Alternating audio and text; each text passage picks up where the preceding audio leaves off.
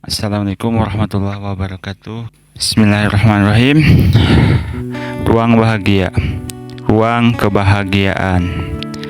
Penjara adalah tempat untuk menebus kesalahan yang pernah dilakukan oleh seseorang.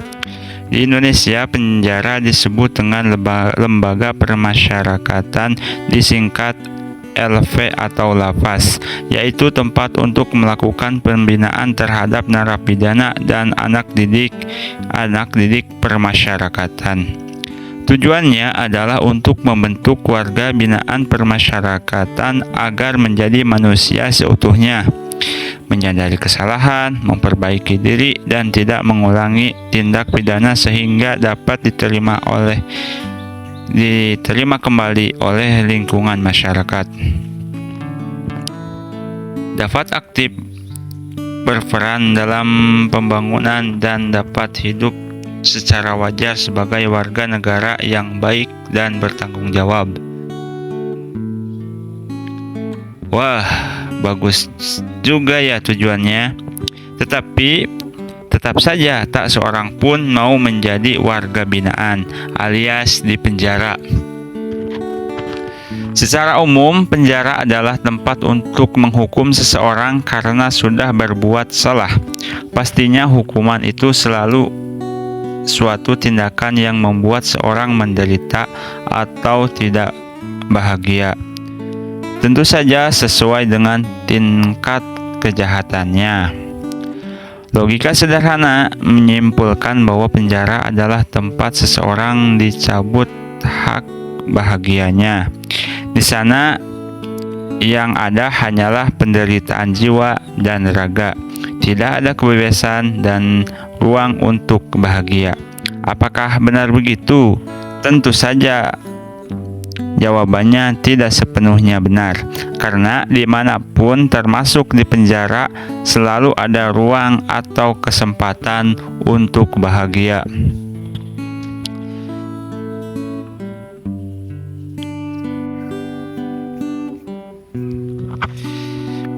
Di akun Facebook saya ada seorang teman yang sedang menjalani masa tahanan di salah satu LV di Jakarta. Entah diperbolehkan atau tidak menggunakan telepon genggam di jeruji besi. Dia rajin berinteraksi di jejaring sosial yang menghubungkan dia dengan dunia luar. Yang menarik adalah status-status yang dia share tidak seluruhnya menggambarkan penderitaan. Walaupun ada, itu adalah kerinduan untuk bertemu dengan anaknya. Status bahagia justru banyak ditulisnya, seperti alhamdulillah punya pulsa atau akhirnya buku setebal ini selesai juga dibaca, dan ekspresi kebahagiaan lainnya. Dengan fakta ini bisa diambil kesimpulan bahwa penjara memang bisa membatasi hidup seseorang tetapi tidak membatasi kebahagiaannya. Walaupun saya tidak begitu menghayati ilustrasi tersebut karena tidak punya pengalaman, tetapi contoh ekstrim tersebut mudah-mudahan bisa memudahkan Anda untuk memahami bahwa selalu ada ruang untuk seseorang bahagia dalam kondisi hidup apapun, karena kebahagiaan itu sesungguhnya tidak tergantung pada faktor eksternal seseorang, melainkan faktor internalnya. Ketika saya masih duduk di bangku SMP, di malam hari saya suka membantu bapak menjadi karnet angkutan kota. Hingga saat ini saya masih bisa membayangkan jalan-jalan yang dilalui, merasakan tiupan angin dingin yang menerpa muka saya karena duduk di samping pintu. Bahkan beberapa wajah penumpangnya pun masih saya ingat dengan baik. Satu lagi yang masih bisa saya ingat hingga saat ini adalah perasaan senang saat melakukannya.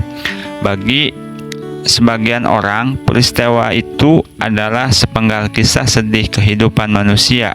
Bagaimana tidak, anak sekecil itu sudah bekerja membantu mencari nafkah, tidak punya waktu untuk bermain seperti anak-anak pada umumnya. Anehnya, bagi saya itu justru kenangan manis yang tak terlupakan hingga saat ini. Sepenggal kisah masa lalu yang indah bersama Bapak tercinta. Rupanya, harga diri keluarga yang terpuruk dan kondisi ekonomi yang berkekurangan saat itu tidak lantas membuat saya kehilangan kesempatan untuk bahagia. Selalu ada ruang untuk saya bahagia. Yang saya ceritakan ini hanya salah satu saja dari kesekian banyak kebahagiaan yang saya temukan di ruang kebahagiaan. Pernahkah Anda melihat saudara-saudara kita yang berprofesi sebagai tukang ojek? Mereka berbincang seru di sebuah pos sambil menyeruput segelas kopi hitam. Mereka tersenyum, bahkan sekali tertawa terbahak-bahak. Entah apa yang sedang diperbincangkan, tapi yang pasti itulah salah satu ruang bahagia mereka. Pos ronda, kopi hitam, teman seperjuangan, dan topik hangat, itulah ruang bahagia mereka. Sebuah ruang yang berada di antara himpitan ekonomi, tangisan anak yang ingin membeli sepatu untuk sekolah, kontrakan rumah yang akan jatuh tempo, dan tantangan hidup lainnya. Siapapun Anda, apapun kondisi hidup Anda saat ini, carilah ruang kebahagiaan Anda. Itu bisa sesuatu yang sederhana seperti membuat puisi, memiliki hewan peliharaan, membaca novel, mengumpulkan kata-kata bijak, menanam pohon di belakang rumah, dan aktivitas positif lainnya yang membuat Anda bahagia. Penderitaan itu tidak seperti padamnya cahaya di dalam sebuah ruangan tertutup yang menyebabkan apapun yang berada dalamnya tidak terlihat. Penderitaan itu lebih mirip gerhana bulan. Walaupun bulan tidak lagi bercahaya, bintang-bintang yang bertaburan di langit masih memberi petunjuk dan keindahannya tersendiri. Kebahagiaan itu selalu ada, termasuk dalam sebuah penderitaan. Keluarlah dari penjara-penjara penderitaan, karena sesungguhnya kebahagiaan itu tidak bisa dipenjarakan. Temukan ruang kebahagiaan Anda dan tinggalkan sejenak penderitaan.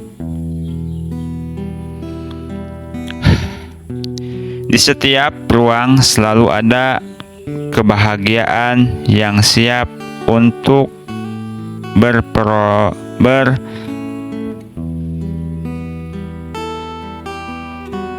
Di setiap ruang selalu ada kebahagiaan yang siap untuk bersonansi dan dengan siapapun yang menggetarkannya. Di tempat Anda pada saat ini pun adalah kebahagiaan. Temukan dan rasakan dengan kepekaan batin.